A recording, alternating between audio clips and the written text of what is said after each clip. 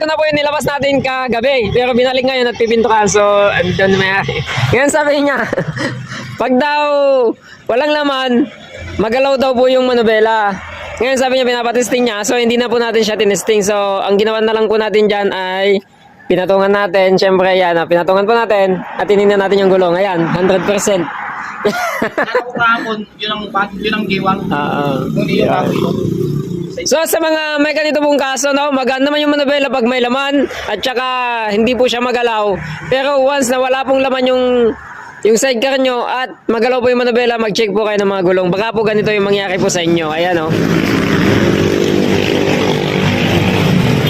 Ito po, ayan, oh. Kita nyo po yung wiggle na yan.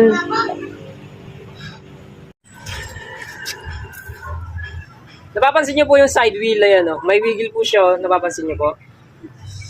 Lakas eh. Ito kaya. Yan, so susubukan po natin kung makukuha po natin dito sa pag-ayos po natin kasi may mga clearance po ito eh. Sa may gitna, may clearance po ito, baka hindi lang po siya nagtugma.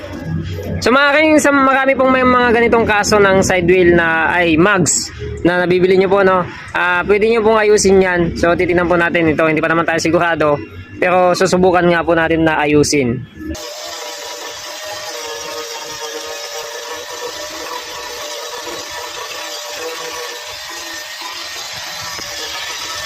Ayan po. Kung napapansin nyo po ito po kasing welding na to yung maaaring naging dahilan nung pag-wiggle niya. Ayan, kung napapansin nyo po ito,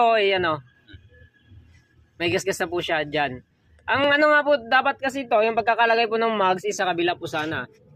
Kaya lang ang problema po, pag dyan po nilagay yung mags natin, ano po siya, medyo malayo na po sa sidecar po yung side wheel. Kaya nga binaliktad po nila para naman lumapit-lapit siya, gigit na ngayon tong mags. Kaya ang gagawin po natin ngayon, ayan, nakikita nyo yan, may gasgas na siya. So tumatama po itong welding na to. Hindi siya nag-fix. Oo, hindi siya nag-fix.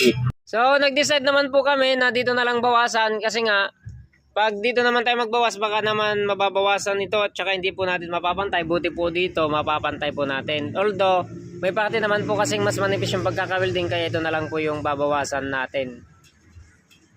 Bumalik nga po pala yung inalign natin nung nagdaang gabi. Ang usapan nga po pala namin dito ay pipintukan lang yung bubong. Dahil nga naman bago lang yung usapan namin at hindi po namin inasa. Dahil ang usapan nga po namin yan ng una ay wala po siyang pinturang lalabas. Bali siya na lang po yung mag-provide ng pintura para doon sa bubong. At nasabi nga rin po pala niya na ang gagamitin niya ay spray paint na lang. Kaya lang naisip natin na baka masayang lang yung gagastusin niya doon sa spray paint. Kaya naman nagsuggest na lang po tayo. Natagdagan na lang niya yung budget niya para naman kahit na mas mahal ay mas maganda yung